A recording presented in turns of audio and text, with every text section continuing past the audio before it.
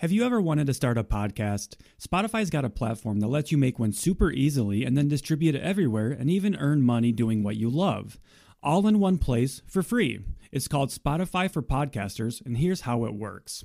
Spotify for Podcasters lets you record and edit episodes right from your phone or computer, so no matter what your setup is like, you can start creating today. Then you can distribute your podcast to Spotify and everywhere else podcasts are heard. Now, what's really cool is video podcasts are also now available on Spotify. And if you want to be taken seriously on social media, you need to have a video presence. And what better way to do that by connecting with people via your video episodes? With Spotify for Podcasters, you can earn money in a variety of ways, including ads and podcast subscriptions. And best of all, it's all totally free with no catch whatsoever. And ever since we discovered Spotify for Podcasters here on Cut the Crap with Beth and Matt, we are easily releasing new episodes and distributing them to multiple platforms, and it's never been easier. We highly recommend you give it a try. You can download the Spotify for Podcasters app or go to www.spotify.com/podcasters to get started. What happens is people will restrict the Halloween candy, and then when the time comes, they're fucking eat the whole bag, right? Yeah. And then literally the cycle continues until December, throughout Thanksgiving and Christmas and all that stuff. And really like learning how to incorporate those foods so they're not on a pedestal anymore. Because when you think that they're bad, you're like, I can't have it. It's bad. Then you want it even more. But if you're continuously letting yourself have it because you know it's okay, it doesn't become so up here on a pedestal anymore. Before you know it, you're not even going to want it. I have a healthy relationship with food. I don't go crazy on Halloween candy because I've practiced this exposure therapy. I know I can have candy at any time if I want it. I don't binge out on Halloween candy because I allow myself this shit. It's always in the house. Yeah, I don't care anymore. It doesn't bother me. Yeah. But for some people, they can't have it around because they say they can't stop. I can't. But we have to reframe that as well. You can. Welcome to Cut the Crap with Beth and Matt, the world's #1 no bullshit health and fitness podcast. Are you ready to cut the crap with your diet and exercise, get strong as fuck, and build a healthy relationship with food? Then you've come to the right place. Let's go. If you'd like to support us in the podcast, join our Patreon where you get exclusive content, which consists of monthly workouts you can do at home or at the gym, monthly challenges that are either strength, habit, or mindset based, and access to over 100 plus low-calorie, high-protein, family-friendly meals. These are all designed by a professional chef who is certified in nutrition. These recipes are already in MyFitnessPal for easy fucking tracking. New recipes are also added each week. We believe that fitness is for everyone, so this is our way of getting you started on your health and fitness journey at a price most everyone can afford. So what the fuck are you waiting for? We'll see you in the Patreon. All right, Beth, we are back. What's up? 2. We are answering your anonymous Q&A questions. We got a ton of them from last week. Yep. A lot of them. We had to make it a part dose. This is turning to be into a pretty successful thing. So maybe we do more of these episodes where I'm loving it. Yeah. Answer your fucking questions. We are here to help. So let's not waste any time. Okay. Let's get into this. Okay, let's do it. You want to go first? I will go first this time because I think you went first last time. So this message says, what advice do you have for how to adjust your diet when moving from a deficit into maintenance? And this is a really good question. And we're actually we'll probably be doing a whole episode on maintenance here soon, actually. But my advice has changed on this. I used to be of the mindset of like, we got to slowly reverse you out of a calorie deficit. My mindset and stance has changed on that. We want to get you out of the deficit as quickly as possible, get you back to maintenance as quickly as possible. Yeah. Hopefully if you've been in a deficit, you have an idea of what your maintenance level calories are. Okay. So maintenance level calories is just how many calories it takes to maintain your body mass. You should have calculated your calorie deficit off of that. So you have an idea of what that's like. So bump your calories up over the course of like a week, get right back to it, and then get back to maintenance is what the advice is. So if you're currently eating 1,500 calories, let's say your maintenance is 2,000 calories, right? Add those 500 calories back in as quickly as you can over the course of a week or two. That would be my advice. Yep, we talked about that with Alan Aragon too. Go straight from 15 to 2,000, right? Is what my understanding is. The only reason people would add slowly, which is whatever, that reverse dieting is such an overused term, is just for your own mental about the scale. But you don't have to do that. The scale's going to go up either way, you guys. Your maintenance. Rip the Band-Aid off. your weight loss weight that you are at when you end your diet is not going to be your maintenance weight. It's going to fluctuate 3 to 5 pounds all the time. So you have to get used to that. Yeah. It's not a bad thing. No. That doesn't mean the dieting doesn't work. That doesn't mean that fat loss fails. Okay. Yeah. It's normal because you're eating more food. You're bringing in more water. Okay. It's normal. It's normal. Right. So get in a calorie deficit and get the fuck out as fast as you can and get back to Yes. maintenance as fast as you can. Yep. All right. Are you a dog, cat, or chicken person? I have to say I'm a dog Chicken person. is a weird one to throw in there. Yeah, I'm a dog all the way. My husband loves cats. He has 2 cats. I have a dog. Uh-huh. Okay. So I have 2 cats with him. He has a dog with me. That's funny. But I'm ultimately a dog person. Same. I am a dog person. Cats don't do it for me. They don't need us. They don't show us any affections. They will, they might, but I don't know. Yeah. I just like dogs. They're fun. I'm a dog person too. I can't take my cat hiking with me. I can take a No. dog hiking with me though. Yeah, I agree. All right. Next one. This is a long one. I pre-plan my meals every day, but by the end of the day, I eat everything I pre-planned plus more. I can never seem to be at my calories for the day, always over. My weight is 220 pounds and tired of losing and regaining the same 10 to 20 pounds all the time. I'm trying to eat around 1,800 calories, 108 grams of protein. Good information here. Just a quick thought here.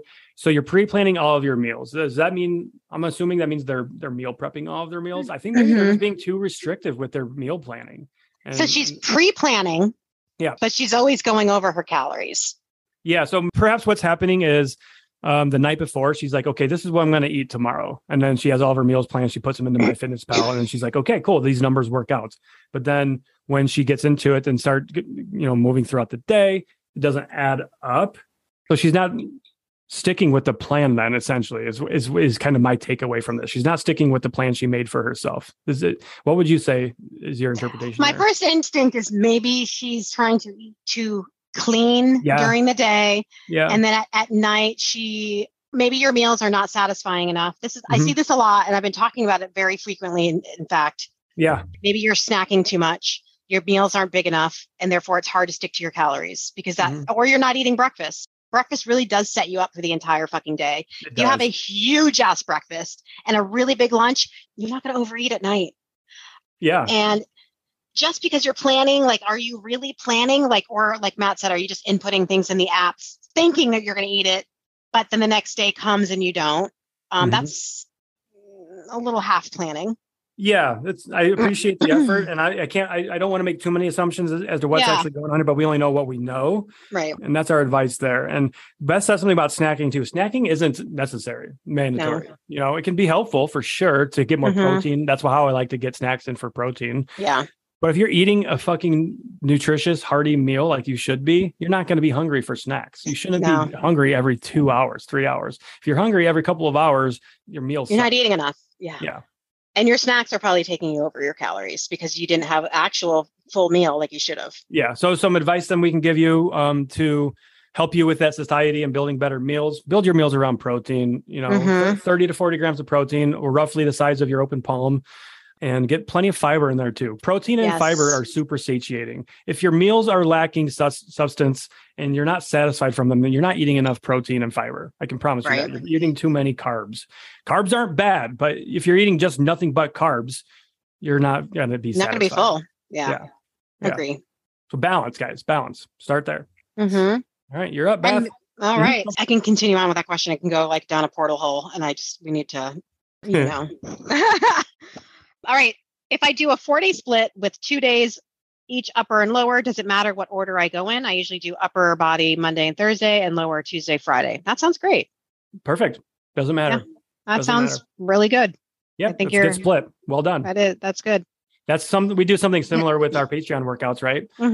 Depending on how it's split up, we have 3-day workouts on the Patreon workout plan with a 4th optional day. So it's like upper body, lower body, and then a full body, or we can also do upper body, lower body. So yeah, absolutely. Yeah, I do the same thing. Monday, Tuesday, it's lower Monday, upper Tuesday, Wednesday off, and then lower and upper. There you go. So I've been doing 3 days a week the last couple of weeks as I've been recovering from my injury, and I'm doing 4 days this week for the first time, and I'm excited. Nice. It's feeling really good. So good. Building up that capacity. There you go. All right, your turn. Oh, it's my turn. Okay. I just recently started weightlifting program. I measured and weighed myself after 3 weeks. The weight is the same, but I have lost 1 inch off of my biceps. I had to remeasure twice to make sure it was right. Is it possible I am adding muscle that quickly on my arms? Okay. So you measured and weighed yourself after 3 weeks. The weight is the same, but you have lost 1 inch off your biceps. Well, that's interesting. So I wouldn't necessarily equate losing an inch off your biceps to building muscle there. But what's probably happened is you've probably lost some fat. You probably have some fat over your biceps, right? That's a pretty common place for people to store fat. And you've lost fat.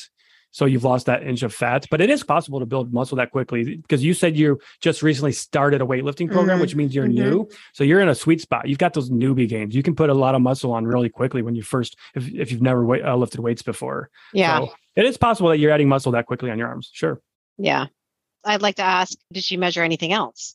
Oh yeah, of course. You How know? did I miss that? I hope you're not just measuring your biceps. Right. You got to measure Hips. your hips, your waist, your inner part of your thighs, your chest. Yep. Absolutely. All right. Seriously hating how easily I gain weight, and I'm tired of watching my calories. No question. Just sad and frustrated and hating my body. Oh, that's a heavy one. That is heavy. When I hear seriously hating how easily I gain weight, and I'm tired of watching my calories. Okay. There's a lot here. There is. First of all, what is this with this hatred for your body? Why are we hating our body? Okay. This is your body. You only get one of them. Right. Why are you going to spend your life hating your fucking body? What good has hating your body done for you up to this point? Have you ever tried loving your body? Yeah. Treating your body with care and respect. Loving yourself to health. Loving yourself to health. You don't hate yourself to health. That's stupid. You don't hate your partner into loving them. Right. And I would also say maybe you need to stop focusing on so much on weight, but it seems like if you're talking about you gain weight so easily, right? What's going on in your life? Apparently you're doing things that are making you not like yourself too much. So what is something that you can do to start loving yourself? Maybe that would be to focus on getting more sleep or, doing a form of exercise that makes you feel good, because it really is about getting healthy and doing this for your health ultimately. Right. So if you're hating yourself to health, there's something going on there, or you're maybe emotionally eating where you have something going on that you're using food as a means to cope. So there's a lot to unpack there. And I'm sorry that you feel this way. I think just maybe finding something. There's a better way to, loving yourself to health rather than hating yourself. We need to stop this narrative of trying to be as small as possible. Yeah. Strong is the new skinny. Okay. Guess what happens? Like so many fucking crazy things happen when you focus on performance and getting stronger rather than being as small as possible. We just talked about this with the ladies from the F Word, Sam and Taylor, right? How they transitioned from trying to be as skinny as possible and lose as much weight as possible and light as possible to being strong in the gym and in real life. And their mindset is healthier for it. Their health is better for it. So you can ask them. I'm not going to judge their appearance, but I feel like they probably think they love their body even more now that they're stronger and focusing on their performance. We need to do things that are good for our body, that feel good. And a lot of things that feel good aren't actually good for us. We need to separate the instant feel good of like coping with food or drugs or alcohol in that moment. Of course, those things feel good in the moment, but in the long term, we know they're not good. Right. Yeah. Okay. Tough one. Tough question there. Here's one for me. The weirdest thing you've ever eaten. So kind of along the same lines as you got that one question earlier. And the first, I was going to make a really stupid joke. Like, oh, it's ass. But sorry if that just offended you, but sorry. Stupid joke aside. Shit. That's hilarious. Joke aside, we covered this in part one. I guess if the weirdest thing would be the goldfish that I've eaten. Yeah. I don't know. What about you, Beth? What's the weirdest thing you've eaten? Alligator. Alligator. Okay. Did you like it? Did you like alligator? It was fucking chewy. Yeah, it's gamey. Yeah. It's like chicken, but more rubbery. Yeah. Alligator, frog legs, and rattlesnake, I think, would be the weirdest shit I've eaten. Oh, I've never had rattlesnake. Probably never eat that again. Gotcha. It's funny. So like people like textures and things like that get really weirded out about textures. So one thing that I love and that I've done a lot of like oyster shooters. Have you ever done vodka oyster shooters? Fucking, that's like snot. Yeah. I love them. And we went on a trip in November to Florida last year with a group of friends. And my one friend that I travel a lot with, her name's Brittany. She travels the world. She's a world traveler. She's tried all these amazing foods from everywhere. And she had never done a vodka oyster shooter. So I was like, ooh, I'm taking pride in the fact that I've done something that she hasn't. And I got her to do them. And she was terrified, mortified of it. It's like, this is the worst thing ever. Why would you make me do this? It's disgusting. Oh. A lot of people would say that's the weirdest thing. I don't think that's weird. So everybody's definition of weird is different. So yeah. All right, you're up. All right. This is a good one. I'm trying to break out of diet culture and focus on more than just the number on the scale. It's hard. But someone said to me recently that eating in a calorie deficit is still diet culture. Help me differentiate this, please. Thank you. Eating in a calorie fucking deficit is not diet culture. Oh my fucking God. This reminds me of the video yesterday. Yeah. Sorry, if you guys don't know what we're talking about, we've been going at it with this one registered dietitian. Oh my fucking God. And it could be around that, maybe it is hurt, because eating in a calorie deficit is not diet culture. It's literally the mechanism in which your body goes into in order to lose fat. It is science. Behind you going into a calorie deficit could be diet culture. Right. But it's not inherently diet culture. It's a fucking mechanism. It happens whether we like it or not sometimes, okay? If you've lost fat, whether it was intentional or not, you are in a calorie deficit. What the fuck is diet culture about the way our body works? Right. It's the mechanism. It's energy. That's like saying that you hate a ruler because it measures inches. I hate my checkbook because it measures my money in and money out. Are you stupid? Yeah, it's just ridiculous. Yeah. So I hate my gas gauge on my car because it tells me how much gas I have left, how much gas I have. You see how stupid that is? Yeah. The same thing. Okay. A calorie deficit, you can do it on purpose. You can do it with tracking, without tracking calories.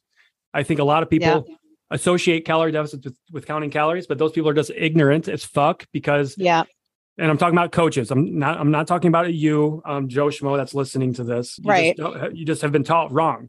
Calorie deficit is not calorie counting. You can get into a calorie deficit without counting calories. I did it. I've done it plenty of times. I did it earlier this year.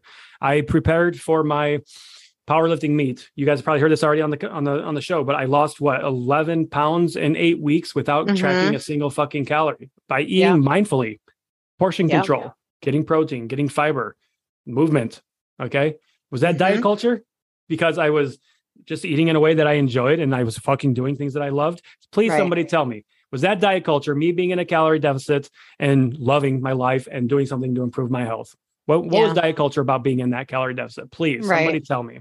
They can't answer that question. Every time we ask this question to somebody that tells you that calorie deficits are diet culture, they just, calorie counting. Oh, hold on. Who said anything about calorie counting? We're talking about calorie deficit. You're talking about a method, a tool. We're talking about a human biological process, a fucking mechanism. That happens whether or not you like it sometimes. You bring in less energy than you burn, you're in a calorie deficit. You bring in more calories than you burn, you're in a caloric surplus. You bring in roughly the same amount, you're in calorie maintenance. Yeah. Let's call it what it is. It's intuitive eating, right? Let's talk about this really quickly, not to get off subject too much. When you're an intuitive eater, one of three things can happen. You can gain weight, your weight can stay the same, okay? And you can lose weight. Now, intuitive eating is not for weight loss, but that can happen when you become an intuitive eater. Okay. Does that mean that when you lost that weight doing intuitive eating, that intuitive eating is diet culture? With that logic, you would say, yeah. But we know because we're smart that that's not the case. Yeah. Use some fucking logic, common sense. Yeah. Sorry, that was a tirade there, but this is a subject that's been really bothering us for the last few years. Yeah. You're good. All right. Was that your question or mine? Yes, that was mine. Okay. I got this question twice in a couple of days, actually. The question was, am I single? And my answer to that will be, I am 100% unavailable in every capacity that you could ask for in a romantic relationship. I'm unavailable for a relationship. I will put it at that. And I'm not going to shy away from that question, but that's where I am. There you go. Yeah. All right. We're all about honesty here. We are. No fucking bullshit. Okay. What are your honest thoughts about the term cheat meal? I think it is a bullshit thing personally. Yeah, you're right. It is bullshit. Yep. Cheat meals are bullshit. What are you cheating on? Your fucking food? Your spouse? That's cheating. I mean, yeah. I hate the term cheat meal. I really do. It's negative. If your diet is balanced, like we talk about, and you're allowing yourself to have your favorite foods, and you understand that these foods aren't bad for you independently, there's no reason to cheat. Yep. Cheat implies guilt. And we're all about having a healthy relationship with food. Cheating is a bad thing. Okay. Right. We can all agree cheating is bad. How is eating pizza bad? Okay. Tell me about it. Please. How is that bad? It's not. It's not. It is not. That's actually all my questions and messages have been answered. So you got a lot more than me. Oh shit. I got like 20 more. Fucking rock and roll. Who do you miss the most? Interesting. Captain Kasim. I miss my dad. Oh, there you go. Yeah.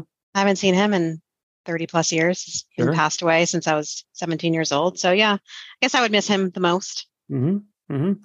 I miss my Opa and my grandma. Aw. Greatly. Yeah. I think about it a lot, actually, with both of them. Do you? They both passed away. Were they married together or this? They were married together. They were separate spouses. My dad's side of the family was my Opa, and then my grandma was my mom's side of the family. And both of their spouses, they've been both remarried a couple of times. Cancer and things like that. It's a bitch. They both passed away before I really became the person that I am today. And that really makes me sad. Yeah. And that's something my mom says all the time is like, I just wish your Opa or your grandma could see how far you've come, because I struggled with a lot of shit early in my life. I was not in a good place early in my life. I know my Opa was really worried about me, like the path I was headed down with mental health and I don't know, mental health issues run in our family. So I think he was worried about me there. And when I was a teenager in my early 20s, I just was a shitbag. I'm not afraid to admit that. I wasn't a bad person. I wasn't out there causing harm to people. Right. I just wasn't doing anything with my life.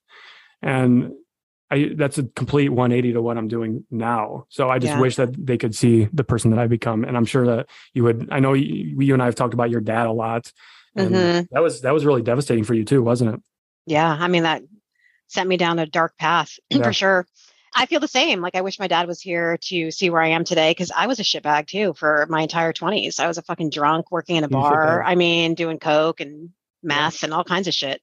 But I know that I am where I am today because of him. I feel that he's with me more than ever. I could have been dead so many times. Yeah. And I definitely have the biggest angel out there. So that's what I like to think. Always looking over you. Fuck yeah. Yeah. Fuck yeah. And I just love everything you just said, because we talk about this all, like we're just transparent as fuck. We're going to tell we have nothing to hide with you guys. Nothing. No. So I think that I'm not afraid of this. Is real life. This is human shit. Like we both have had we've been through some stuff. Right. There's no reason to hide from the person that I was. Yes. Because what that shows is change is possible. Growth is possible. Yeah. You can, no matter what's going on in your life and the circumstances and what you're doing, there's always a way to get better. Recovery is possible. If you have addiction problems, change is always possible. Okay. As long as you are alive and breathing, it can always get better. It can always get better. And there's that term, you're only as sick as your secrets. It's true. Like if I was to hide a lot of that stuff with the person, like if I never told anyone that I was an alcoholic or no one ever knew any of the stuff about me, I would think about that constantly. I would be a sham. Yeah. You're an imposter, truly. Yeah. This is who I am. And we should just do an episode like airing our dirty laundry episode. Like this is all the stupid. I mean, all the struggle. But if you're listening and you paid attention to us for any amount of time, you already know like a lot of our past and everything. Yeah. So. No one's perfect. No one is perfect. We all have something in a skeleton or whatever you call it. My skeletons, I share. We choose to address them and acknowledge them. Yes, I did that fucked up thing. I did that stupid thing. But guess what? I don't do that anymore. I learn from my mistakes. And that's what it's about. And we're not like you said, we're not bad people. We just did some fucked up shit that could have killed us. Yes, ourselves or somebody else. Like I talked about this yesterday. My turning point for me was when I got my DUI. Thankfully, I just got pulled over. Nothing bad happened. But that was my fucking wake up call. Literally the next day, I changed my entire fucking life. I dropped all the friends I was hanging out with because they were negative influence on me. And I enrolled back in school. And from that point forward, like wow, that was my turning point. That was my rock bottom. Yeah. Yeah. I thought about it, and it's the same thing for you, right? I remember, actually, I'm going to get a little deep here. I remember when I got my DUI, and my son was like 6 months old or a year old or something at the time. He was like a year and a half old, actually, because it was summer of 2011, I think. I don't fucking know. Anyway, he was very young. He was too young to even realize what was going on. But when I came home, when my mom picked me up from jail that night, because I was living with my parents at that time. I had just gotten kicked out of my house with my buddy in this town because we were just partying all the time. Yeah.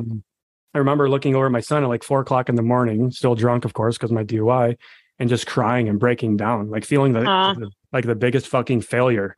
Right. And so I made a promise to myself at that time, like, I am never going to let him down again, And that was the point for me. Yeah. Damn it. Okay. Next question.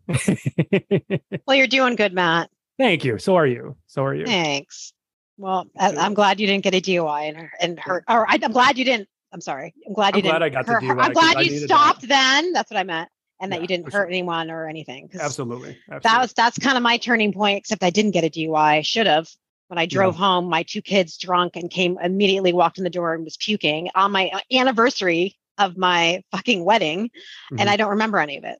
That was it for me. I was like, I could have killed my son and my stepdaughter or myself or somebody else. So and that's some of the unspeakables right there. So we got lucky. So I know not everybody is that lucky. Yeah. But we did get lucky, and we did not take advantage of that situation, that opportunity that was presented to us. Yeah.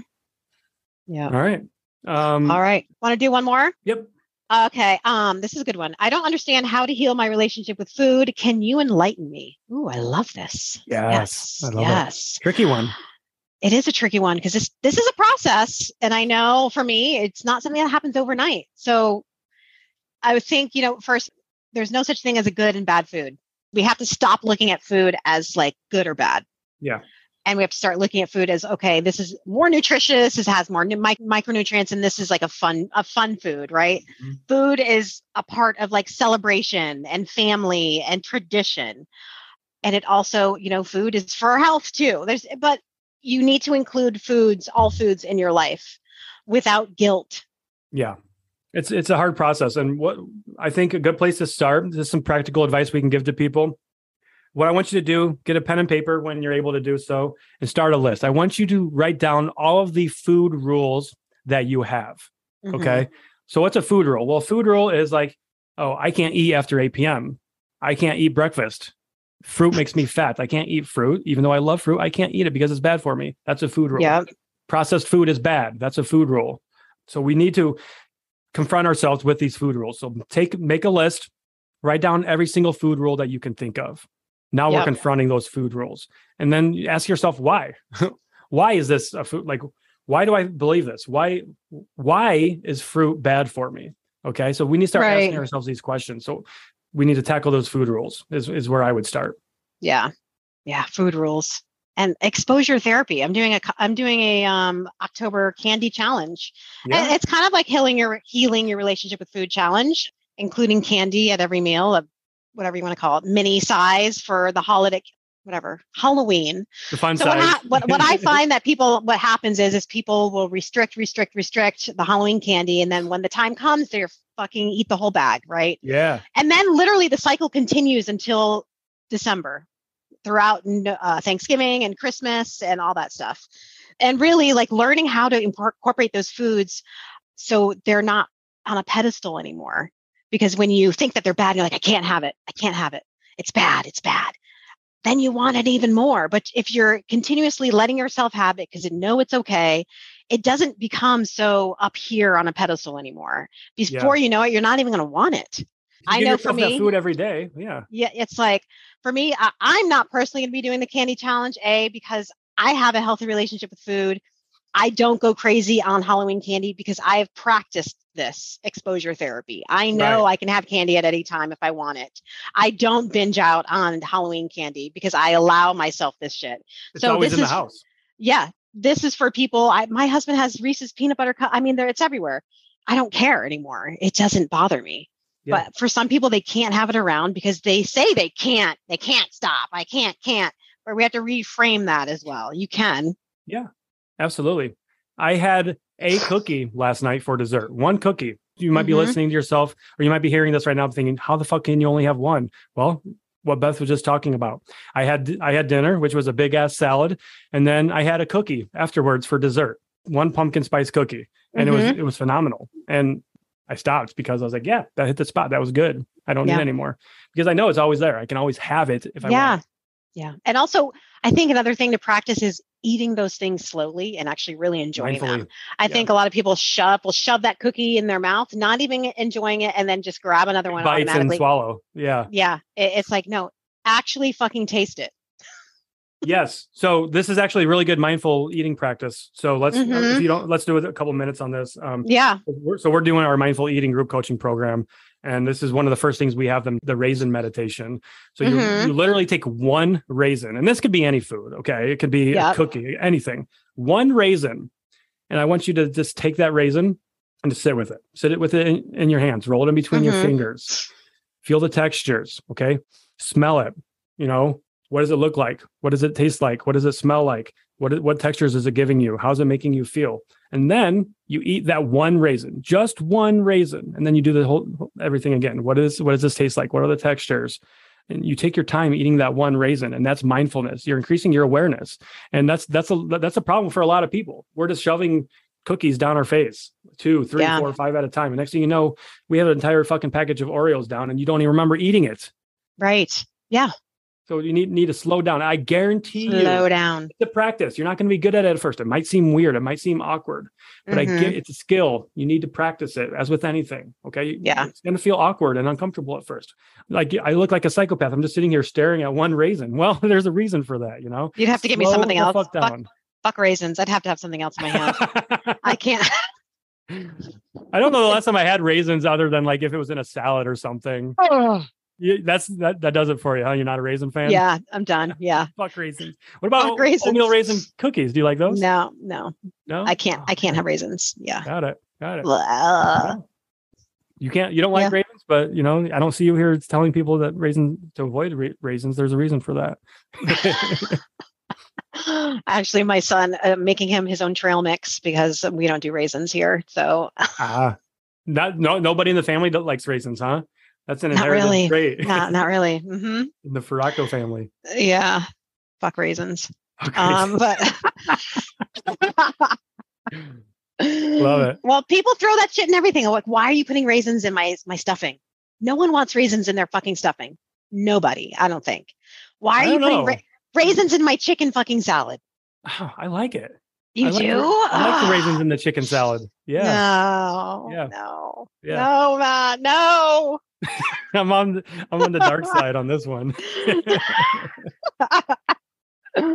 All right, you guys. That was awesome. That was fun. Awesome. We got to do more of these. Let us know. Okay. Yeah. Let us know if you like send us these. Some comments, messages, email us. More people have been emailing us. And I've been thinking we should do like a segment where we start reading people's emails back and just talking about them like at the end of a segment. There's some other podcasts that I listen to that do that. And I really enjoy that part. Let's do that. That sounds fun. And we have so many amazing guests. I don't know if they're going to be on by the time we release this episode, but we have Paul Salter, who's a dietitian that I hope we're going to be talking about maintenance with him. And we have a gut health expert. Yeah, right? She won't call herself a gut health expert. She's a literal expert, though. She's a literal expert. So we're going to, which I'm super excited for that. And we're also having Celeste Yvonne, who wrote a book about alcohol. So mommy wine culture. I'm super excited to talk to her as well.